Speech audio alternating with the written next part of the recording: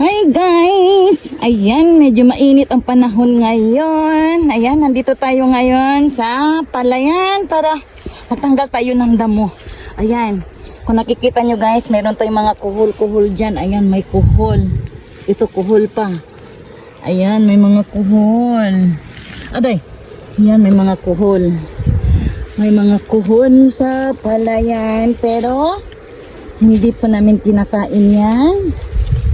Dahil naglalagay tayo ng herbicide at saka pesticide sa ating palayan. Kaya hindi po natin kinakain po yan at tinatanggal. Hinayaan lang po natin yan guys. Pero hindi naman sila makakasira ng ating palayan dahil sila ay maliliit. Unlike sa mainit talaga sa Pilipinas na medyo malalaki ang mga kuhol doon. Kaya pwedeng kainin at saka nakakasira din sa mga palayan. Ito naman sa atin ay, ayan, maliliit lang sila guys. Ayan. Hinayaan lang po natin yan. Oh, hingal. Mainit. Ayun. Nauna na si Dana doon dahil magtanggal tayo ng damo. That's it.